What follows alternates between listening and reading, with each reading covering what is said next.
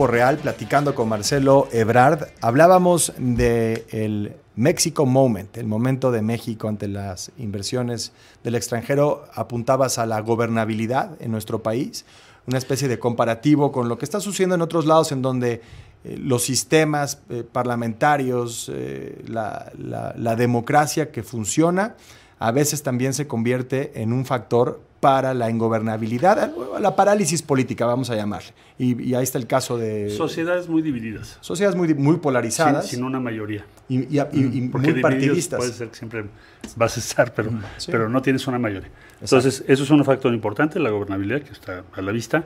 Tienes otras ventajas que México tiene, por supuesto, el tratado. Por supuesto que eres el principal socio de Estados Unidos. O sea, eso te habla de la integración de las cadenas productivas. Ahora estamos en la mira de Estados Unidos en términos político-electorales porque ya somos el principal socio comercial y por toda esta oportunidad Pero tienes que de la retórica adversario. Antimexicana, digamos. Tienes que escoger adversario. Sí.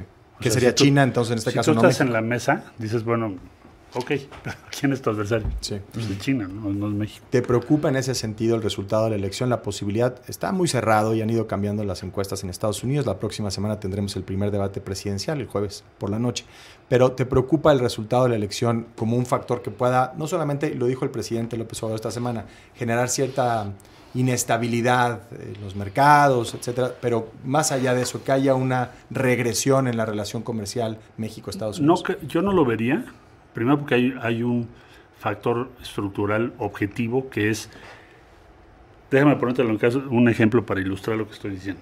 Si tú le preguntas hoy al CEO de Ford, yo le pregunté, ¿cuál es tu planta productiva más productiva del mundo? Coahuila. No, Cuautitlán Izcalli. Mira. Que yo no sabía. Sí. Es la número 1.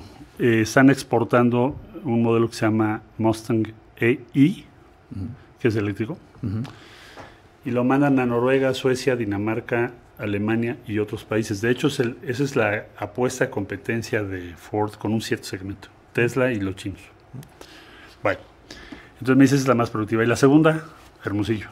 O sea, entonces, si tú le dices a Ford, por ponerte un ejemplo, oye, vamos a poner medidas de carácter proteccionista contra tus productos, lo que vas a hacer es elevar el costo de toda la industria automotriz americana cuando necesitas bajarlo para competir con tu principal adversario, que es la industria china.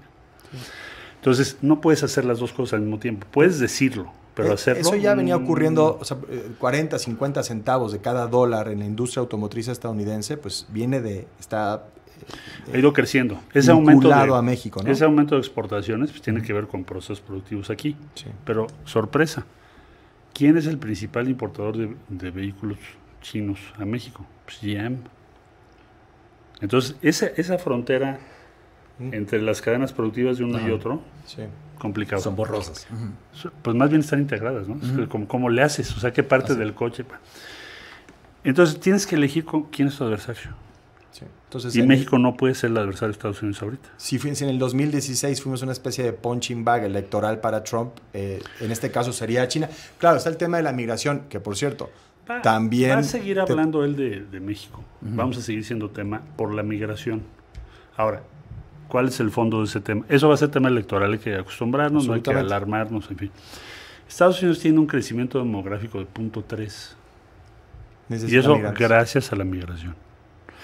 Si tú comparas el censo 2010 con 2020, por primera vez en la historia, la población white, considerada WASP, el típico norteamericano, decreció en términos absolutos. ¿Qué creció? 7.8, pues la población hispanoparlante. Es que nos gusta tener hijos a los latinos. No, bueno, es que necesitan muchos. El caso es de que para no hacerte el cuento muy largo, persona que llega a Estados Unidos es muy difícil que la repatrien. Normalmente encuentra trabajo y se queda. Sin duda. Por la oferta.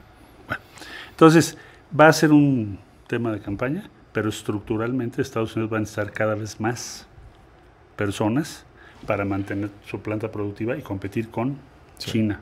Y la relación que lograste establecer con la administración Trump, con ese equipo en la Cancillería, ¿crees que también fue un factor para la decisión de Claudia Sheinbaum de tenerte al frente de Economía? Por lo que hablábamos, el TEMEC, justo. Pues muy probablemente.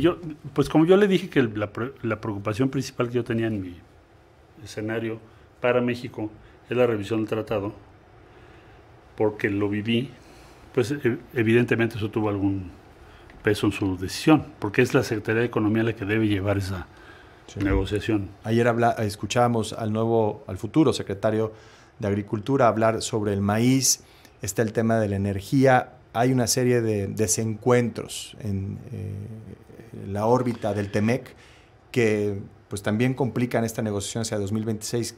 ¿Qué tan optimista eres de que se pueda lograr un buen acuerdo y refrendarlo? Pues yo creo que tienes básicamente dos escenarios. Irnos por un resultado, digamos, en donde defendamos lo que ya tenemos, básicamente, que no nos cueste nada sustantivo, que sería un buen resultado si tenemos un... Somos ya principal socio comercial de Estados Unidos, sería extraordinario resultado. Ese tendrías un buen examen de 7.5 o algo así, ¿no? Sale. Si te vas de vacaciones, si te llevan a Disneyland.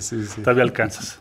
Ahora, el otro que sería extraordinario, no sé si tengamos las condiciones ahora, depende de la elección de Estados Unidos, es de dar un paso más allá, es decir, consolidar el sistema de solución de controversias, hacer un plan mucho más ambicioso respecto a varias materias. Por ejemplo, hoy en Estados Unidos hay 400,000 personas en los mejores centros de estudios de Estados Unidos que provienen de China y en menor medida de la India, y de México hay 15,000.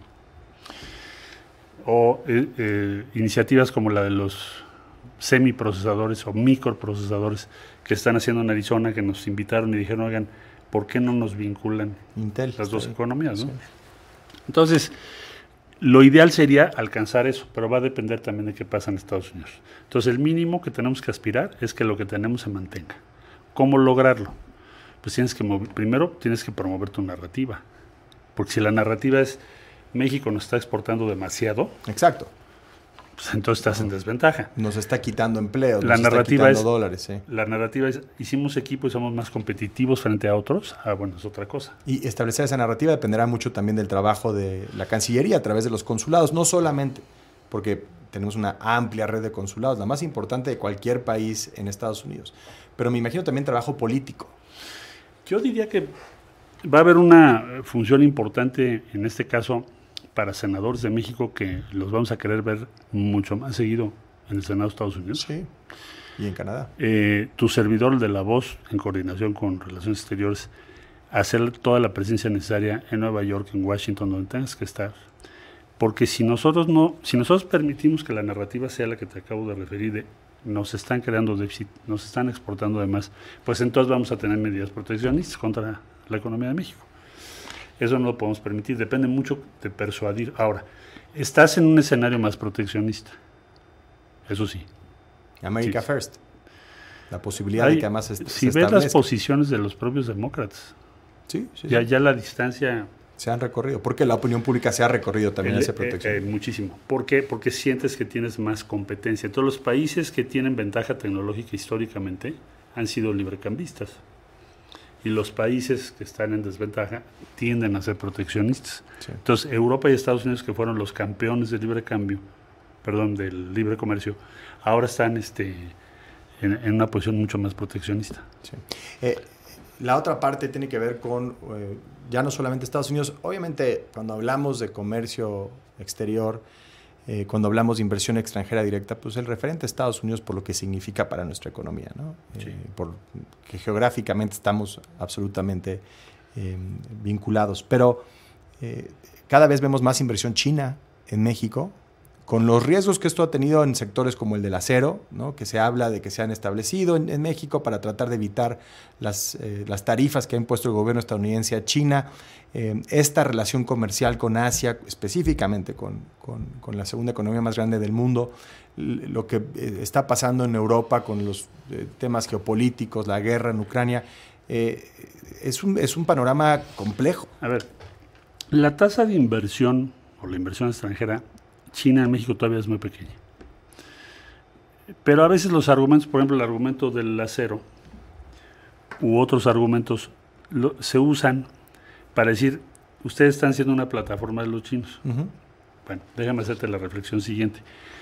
Nosotros importamos de China pues más de 80,000 millones de dólares al año.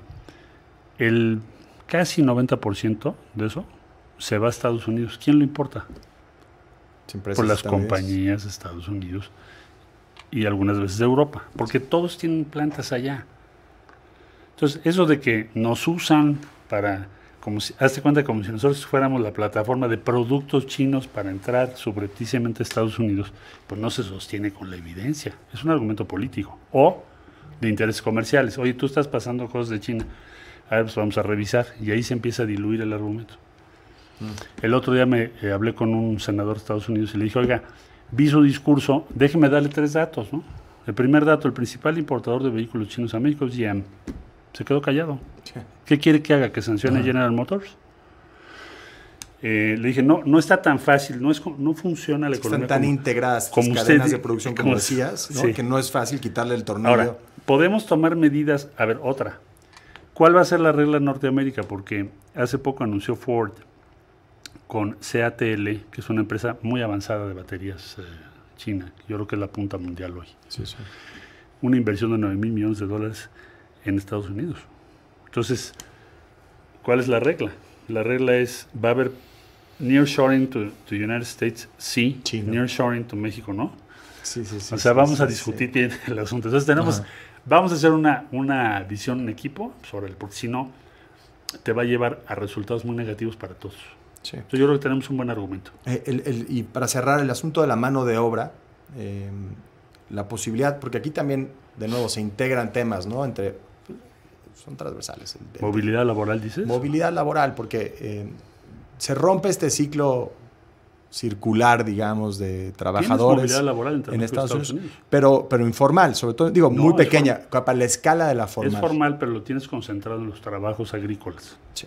Pero digamos, son 300,000 visas. 300,000 visas, pero estamos hablando de que hay cerca de 2 millones de cruces de indocumentados entre Estados Unidos y México. Pero de México son muy pocos. Cada vez más, ¿no? Pero lo que quiero preguntarte es, detrás de esta idea del muro y las restricciones y el proteccionismo, hay un letrerote que dice Help Wanted, ¿no? Se necesita ayuda en Estados Unidos para la economía. Y hablabas de mantener la economía, es el mismo dilema europeo. Sí. O sea, tú llegas a Francia y te dicen, bueno, es que no queremos que haya 7 millones de gentes de Marruecos, Argelia, estaría paralizada toda la economía, todos los servicios. Es que parece insostenible que se necesite este doble discurso, ¿no? No queremos migración, pero necesitamos mano de obra barata. No, pues la clásica, te están hablando y we are against, ¿no? Migration, illegal migration, y es, María, give me a coffee. Sí. Entonces, ¿qué onda? Entonces, ¿se puede hacer algo desde ya la integración económica? Es una posición de mayor fortaleza, así como la migración ha sido una gran herramienta para terminar con la asimetría histórica de la relación de Estados Unidos, y el presidente López Obrador lo ha entendido así. No sé si es táctico o estratégico, pero ha funcionado, porque estamos más iguales que nunca en las negociaciones por el tema migratorio. Sí. ¿Qué tanto esta integración económica que se está buscando puede ayudar eventualmente a ordenar lo migratorio? Yo pensaría, mira, la primera vez tuvimos una cumbre de las Américas y nos costó trabajo, pero finalmente llegamos a un acuerdo y se introdujo el término movilidad laboral, porque migración está asociado a seguridad. Sí. Movilidad laboral es en realidad lo que está pasando. Económico. Sin duda. Entonces, no creo que sea fácil en el corto plazo avanzar en este plano de movilidad laboral, pero sí lo podemos empezar a introducir en el tratado si vemos el espacio. Porque deberíamos ir hacia allá, es decir, transporte, que tenemos muchas dificultades ahí, muchas restricciones, homologar sistemas de aduanas. Ese es un reto y una oportunidad gigante, diría yo. Ve, por ejemplo, lo que ha pasado con el aeropuerto de Tijuana, que es uno de los más dinámicos del país. ¿Por qué? Por el CBX. Sí. ¿Qué es el CBX? Para quienes nos están escuchando, pues llegas, pasas... ¿Qué te tardarás 10 minutos en cruzar? Ajá. Quizá menos, ¿verdad? Sí. Sorprendente. Entonces, eso ha hecho que el que vive en San Diego, de Estados Unidos, se pasan a tomar el avión para ir a donde tú quieras. Sí. Y del lado mexicano igual, entonces está creciendo enormemente. Entonces, todo lo que hagamos por simplificar eso, como fue el caso de esta iniciativa del CBX, pues va a ser un éxito. Estos aduanas, sistemas de vigilancia, de los containers. Tenemos el mismo problema nosotros que los americanos, Sí. pero están saturados ellos, nosotros también. Que es lo que preocupa un poco, ¿no? Porque la idea de que haya mayor recaudación desde las aduanas en control militar podría derivar en la idea de que pues, van a ser menos eficientes.